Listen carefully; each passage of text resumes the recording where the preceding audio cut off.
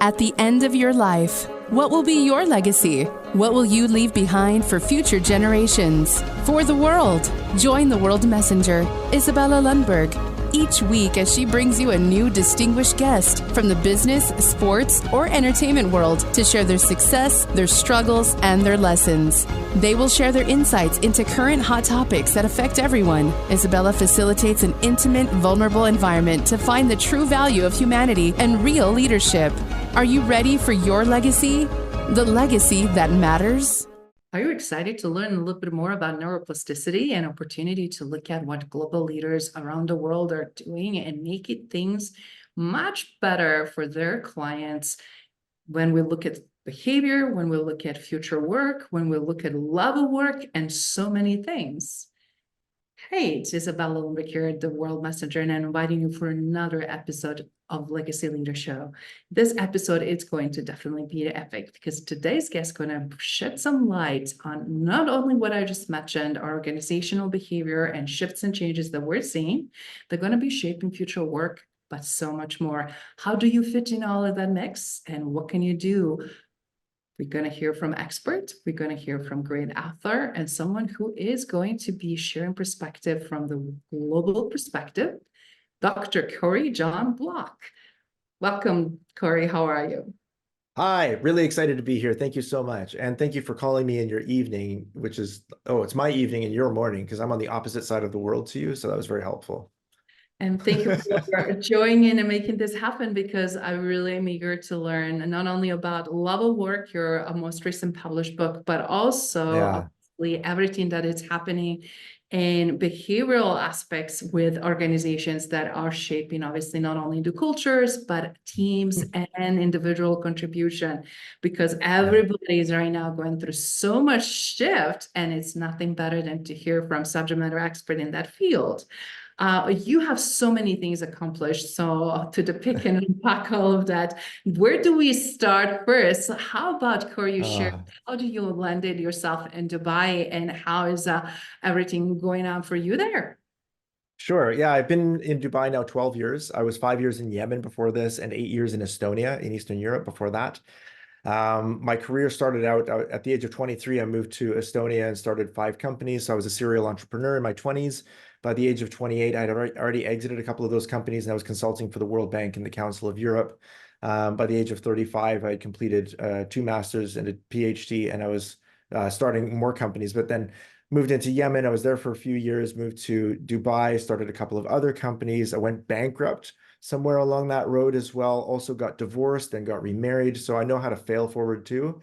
So my track record is pretty big, but for every book that I've written and published, I've started 2 and I haven't even finished them yet. So, I'm just a pretty high output person. And a lot of the time, the biggest question I get when people look at my LinkedIn profile is how did you do all of that? Because I'll be honest with you, even me, I think I've had the privilege of living 4 lifetimes already over the course of my adult life. And I think I've lived and experienced much more life than is due to anyone, than anybody deserves. And I think that's just, it's partly, a product of the mentors that I had when I was growing up, partly a product of my curiosity drive, and then having developed the skills that I needed in my 20s to make sure that I could keep this momentum up for 30 years.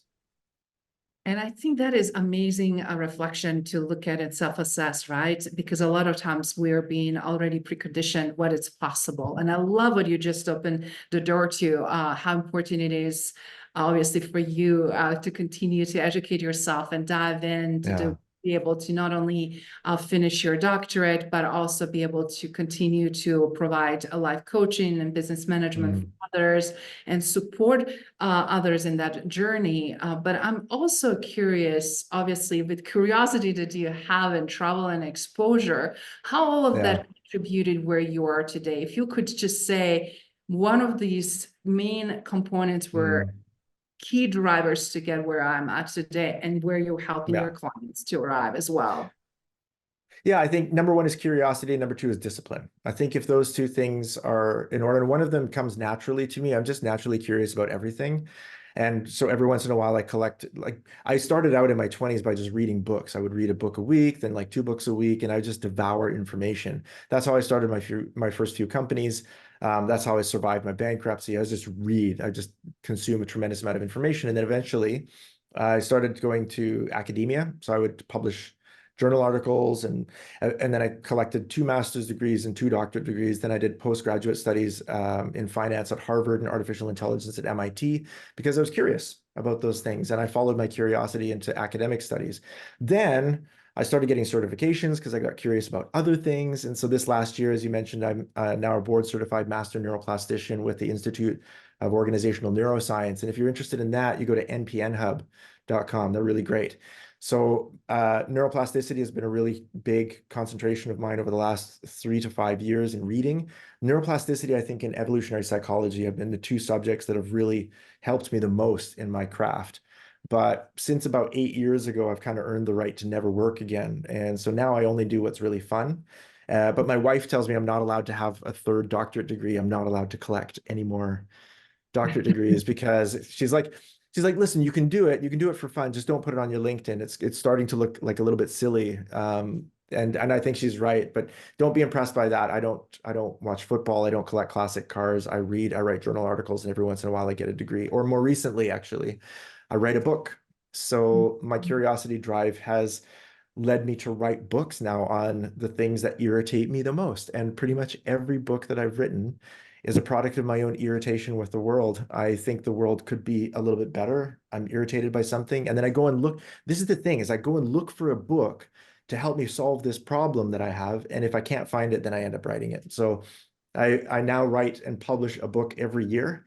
A couple of years ago, it was Spartan CEO, the 6 Pillars of Executive Performance. Then it was Business is Personal, a blueprint for unlocking meaning at work. And then last year, 2023, Love at Work, which is the final frontier of empathy and leadership. And all of this is a product of curiosity and irritation.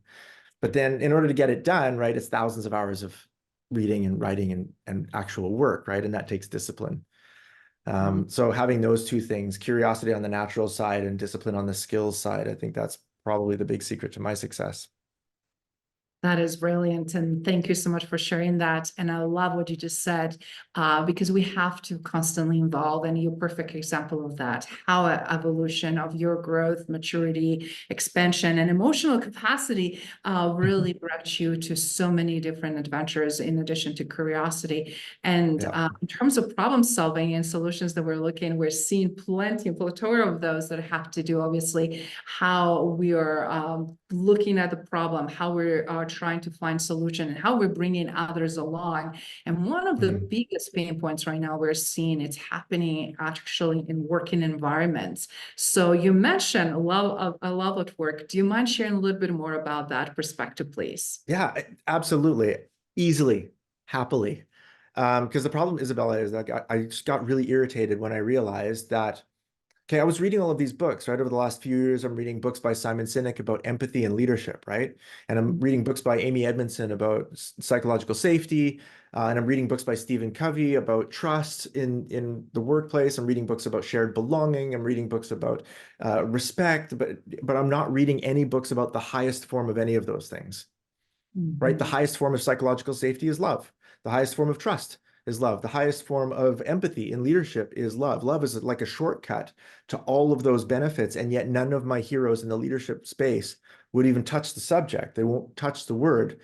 So I'm thinking, and I talked to Stephen about it. I was like, like, why aren't we, if you're talking about trust in leadership, which is great, right? But the most advanced form of trust, where you don't really have to think about it, it's not an activity you do, it's not a skill, you'd have to pursue it, is love. When you love someone, you just trust them. And when you think that they love you back, they trust you, right? And so that becomes a shortcut for things like critical feedback and decision-making behavior and discretionary effort in organizations. And so there's a critical strategic advantage there that we're not taking advantage of. And I was looking for books on love and I couldn't find them, so I wrote it.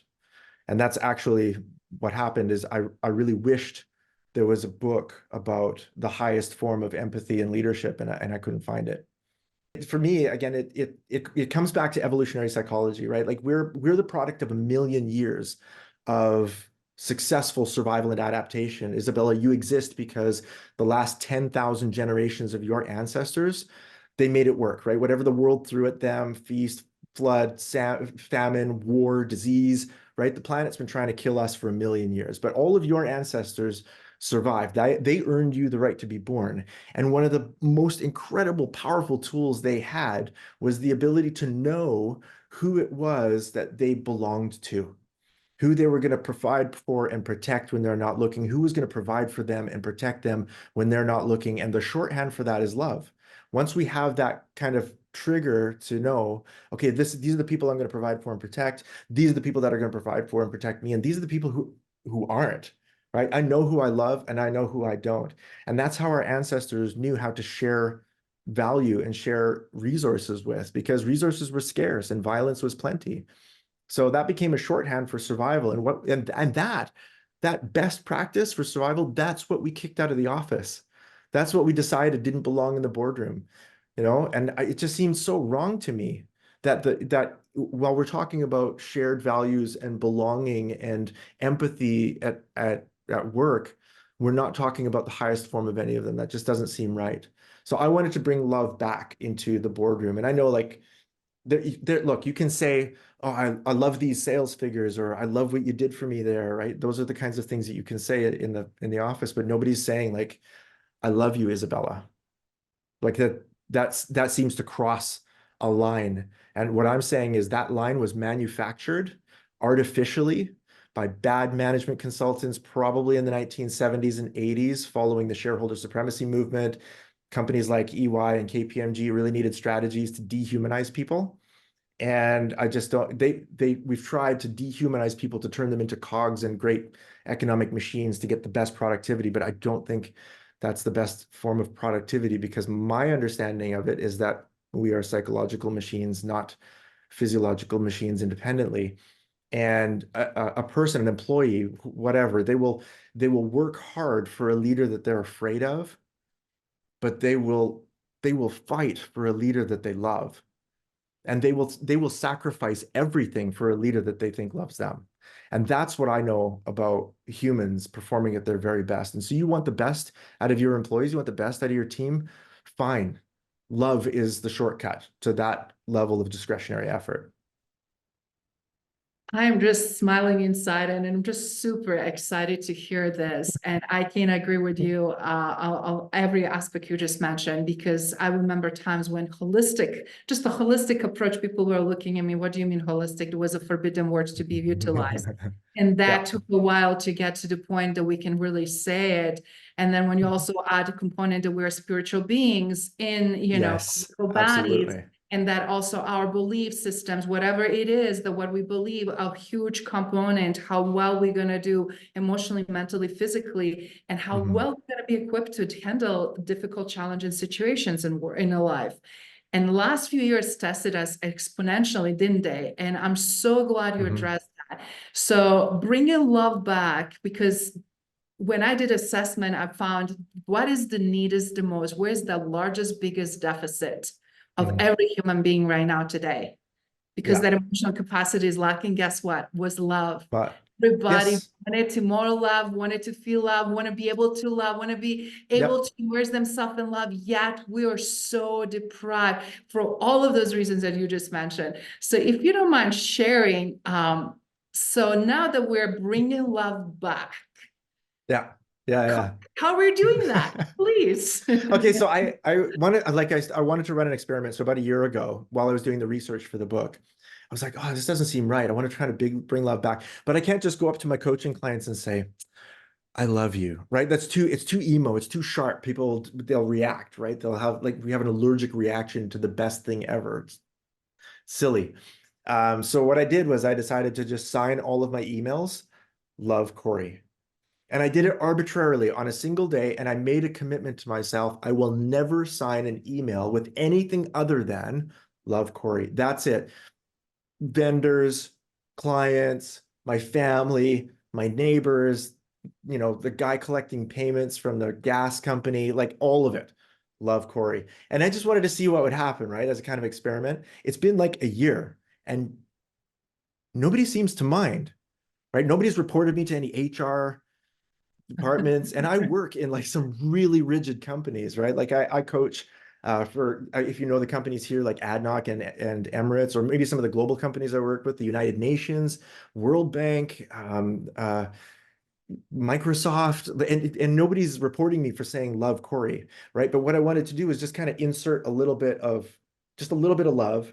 And of course, I'm not defining that, right? And that's the dangerous thing. What do you mean? Well, are you flirting with me? Is this romantic? And nobody's asked me that either. But that's the obvious first question is, well, what kind of love are you talking about? Because, well, let's face it, I love, I don't know, I love chocolate, right?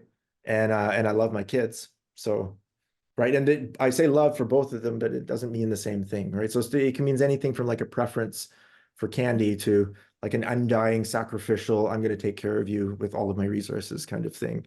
But neither of the end of the child and chocolate spectrum is romantic. Neither of those are sexual. So why are we confusing something whose weakest end and whose strongest end are not romantic with romance in the office?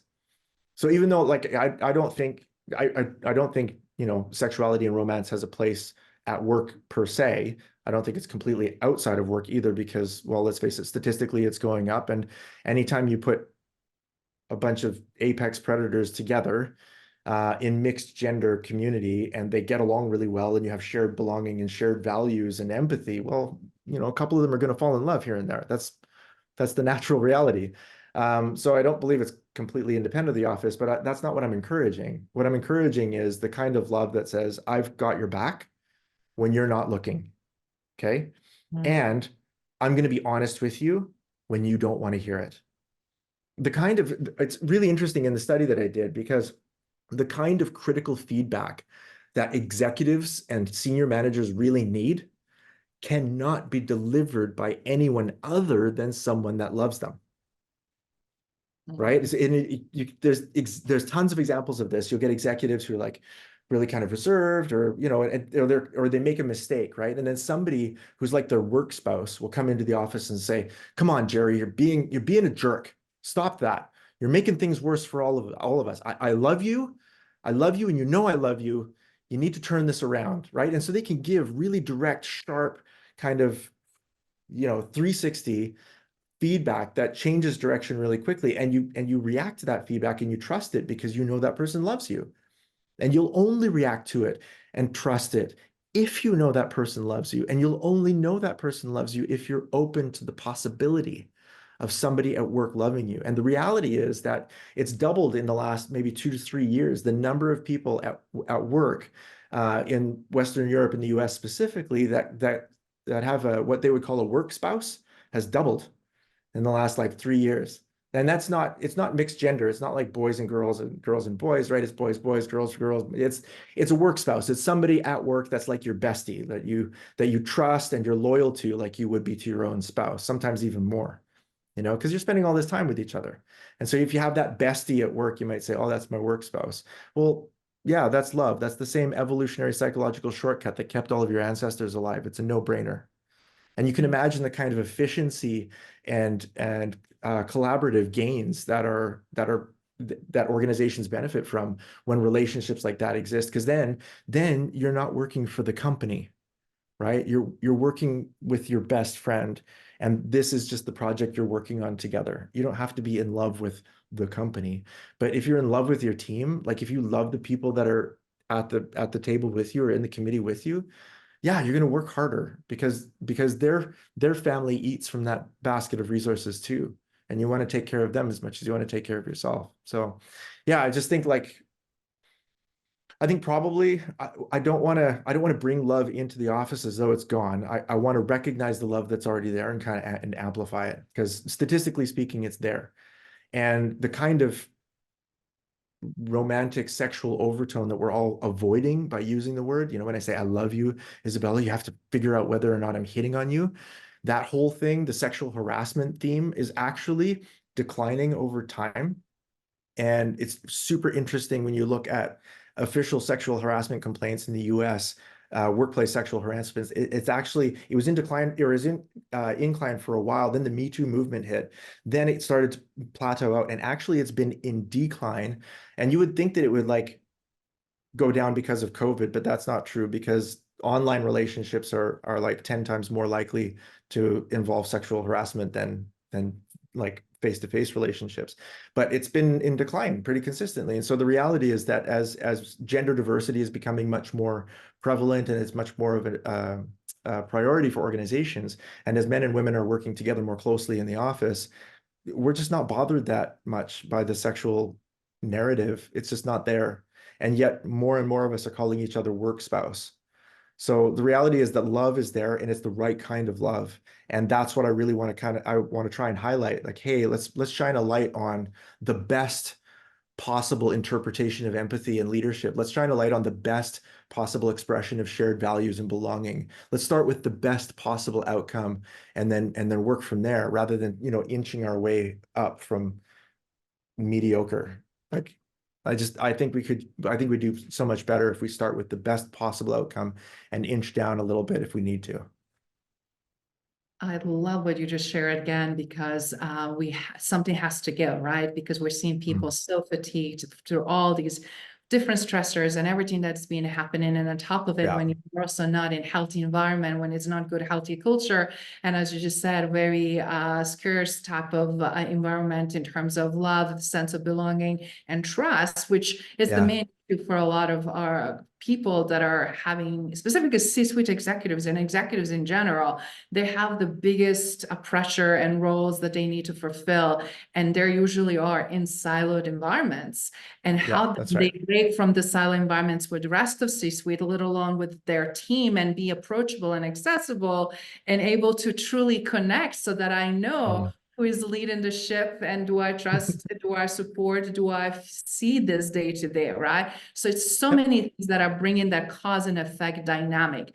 But I want to ask you this, Corrie, based on my research, I found that a lot of, and not to target men by all means, just because psychologically both of us know how men have been raised for decades and centuries to hold their emotion back, not be able to process or share openly, not to be as vulnerable, et cetera, et cetera. And in contrary, women have been told you can't anymore be as, crying and emotional, all these stereotypes. We've seen, we know them. We don't need to go into all of them. But what I actually discovered in recent years that so many don't simply know what truly love is. How is that being exhibited? How is that being displayed? How is it being felt? And what really shocks me to find people in their late 50s, early 60s that are accomplished so much, but they went through so much heartache in personal relationship, divorces, bankruptcies, similar situations, loss of connections with children, with family members, but also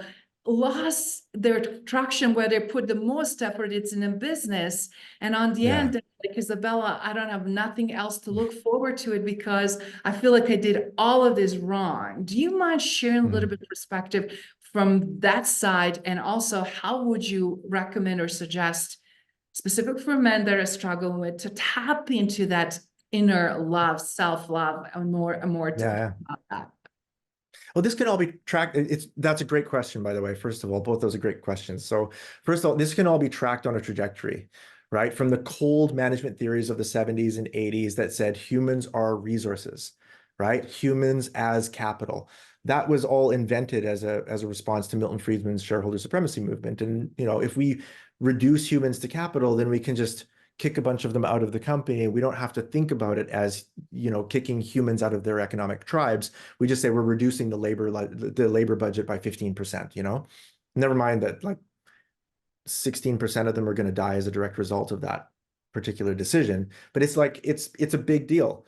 So those cold management theories then started to like garner the attention of people like Robert K. Greenleaf and John Maxwell and Max Dupree. And in the 90s, those guys ended up writing tons of books about warm management, open door policy and listening and active listening and all of that. And then in the early 2000s, that went all the way into like emotional intelligence. And emotional intelligence then became sort of like a buzzword. We need to become more, aware of our own emotions. And so actually over time, men have been having conversations about emotional intelligence and bringing emotivity into management. because actually we're finding out that there's an efficiency to be gained with active listening, for example. And that's a big Dan Goleman thing, is if you're actively listening, then somebody else is going to feel accepted and nurtured by you, even if you don't care what you're listening about. It's just time with open ears and a closed mouth.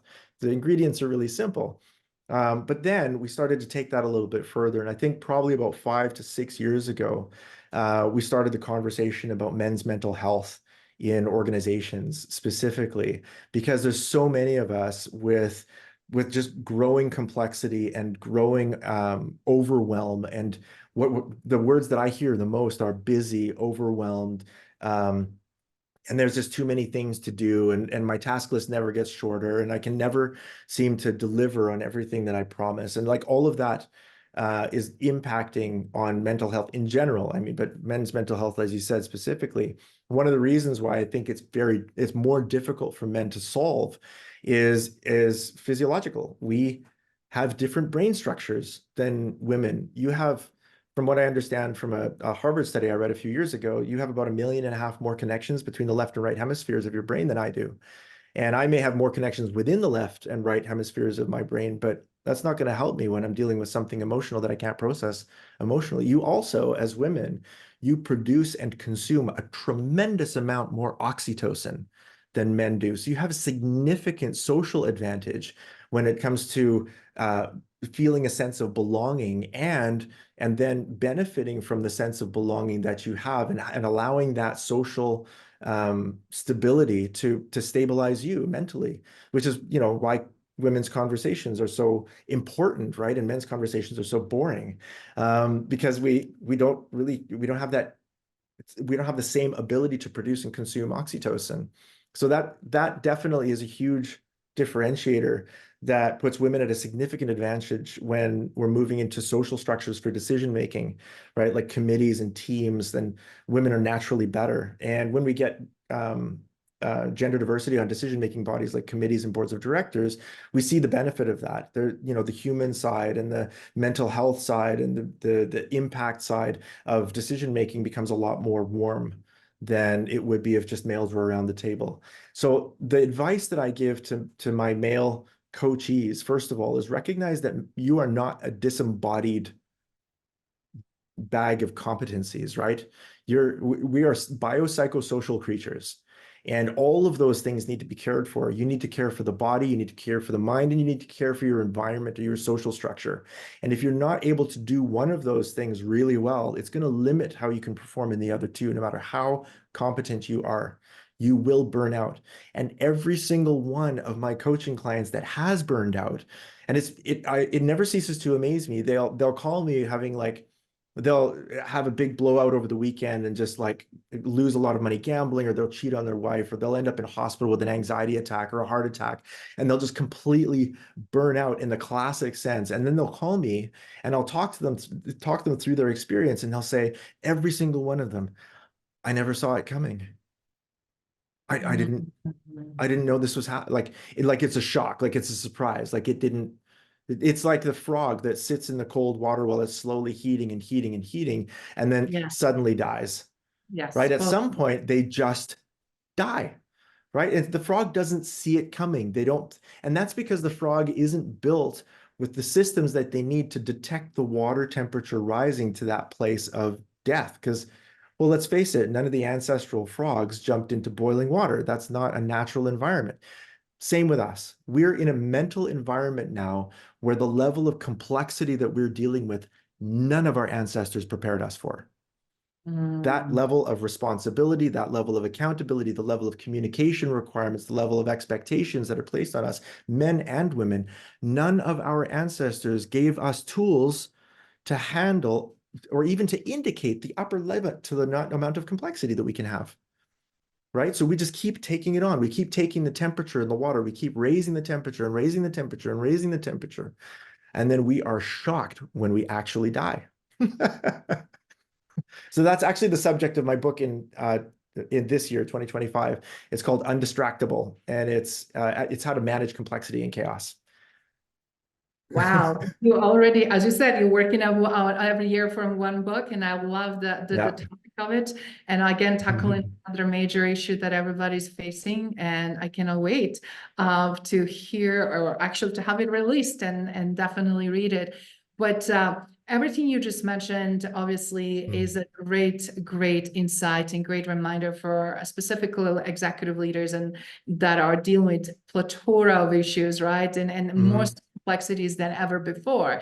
And nobody prepare us with so many issues at the same time that are completely out of our control, right? Environmental issues, global issues, political issues, social economical issues, and on such a high magnitude. When it's one area happening, it's creating effects and then creating ripple, either positive wave or negative wave. And people are just simply, I don't feel like always as equipped, right? No matter how well we think we are, as well as equipped. So in one sentence, if you could just say one thing that they could just do for everybody watching to listen, and if I can just take one action based on all of amazing knowledge and education, what I can do to better myself and do things every day incrementally. Yeah. A little bit better. The most effective practice that I've seen both men and women implement into their lives is gratitude. From a neurochemical perspective, anger is a physiological threat response, right? So it's not a root emotion. The root emotion is either fear or pain. So when somebody's angry, the anger itself isn't the root of the emotion. The anger is how an animal reacts to a threat. Does it make sense? You raise your voice, you pump up your chest, you inflate your muscles so that you can either physically fight or physically flee. That's what your body's preparing you for. So you're scared or you're hurt, right? So when people get angry, this physiological threat response kicks in. And we don't know why exactly, but we do know that if that threat response starts to kick in and you have a practice of gratitude click in, like here in your prefrontal cortex, where you have all the power, the big strong gear in your brain, you start listing and really feeling your gratitude for relationships, or for your home, the secure place in which you live, the opportunities you've been provided, the health of your body. Like you just start being grateful for things. That chemical response, neurochemical response, the adrenaline, the cortisol, the vasopressin, it just starts to dissipate a lot more quickly, and you get control over your behavior a lot more quickly. So one of the best, strongest tools that we have is gratitude. When you feel overwhelmed, when you feel like things are going wrong, like nothing's going, just remember, you are designed for consistent dissatisfaction. You will never, ever be satisfied, because let's face it, none of your ancestors ever said, oh, well, I think I'm just going to stop working now, right? Like none of our ancestors retired. They all were consistently dissatisfied, and they're all collecting things. So that's who we are, consistently dissatisfied. But we live in the most abundant time in all of human history. We have the most excellent technology, healthcare, transportation, career options, community options, like everything that exists today is Star Trek for our ancestors. They would not understand any of this abundance, these opportunities, and yet we're still dissatisfied. So while we're dealing with unbelievable chaos and incredible complexity, be grateful. Be grateful that you were born into the most abundant time in all of human history, that your life expectancy has gone up by at least 15 years since the day that you were born. Be grateful for the opportunities that you have in front of you that none of your ancestors could have even dreamed of. Be dissatisfied, right? But be grateful. Wow, that is beautiful. And in closing, obviously, you already carved this tremendous legacy. You lived, you led with it, and already left so much amazing footprint to people around the world. So my question is, what is left in bucket list? What would you like to this chapter of your life to be remembered for? Because you already are definitely exceeding, and just showing, as you said, living 4 or 5 lives in one, what's possible, and reaching further than anybody. So could you please tell us what is next? Yeah, so my next actual, I have I have goals. I have vision, mission, values, and goals that for my own personal life that I look at every year, and I'm happy to share those with you if you want. But actually, my BHAG, the big, hairy, audacious goal, like Jim Collins would say, is that I want to improve the quality of 1 million lives every month. And that is not a measure of social media followers at all. I don't think that's an adequate measure, but I want to wake up in the morning every day knowing that the value that I'm adding to the world is improving the quality of 1 million lives that month, and so that's where I'm headed. I don't quite have a handle on the metrics for that, how to measure it, how to make it specific. But I know I'm really close with coaching. I absolutely love my coachees. My coaching clients are amazing. And one of the reasons why I get to be with the top tier leaders in the MENA region is because I care deeply about them. I care deeply about them, and I care deeply about the employees that they're there to serve. And if the influence that I have on the CEOs and the CFOs and all the CXOs of this region allow them to make better quality decisions so that their employees can eat better, and their employees' children can get educated better, and their employees' parents can get cared for better. Well, yeah, that's a really good use of my resources. So that's my big goal. I want 1 million lives a month. Brilliant, brilliant. And I know you're going to be achieving that very shortly. Already doing that.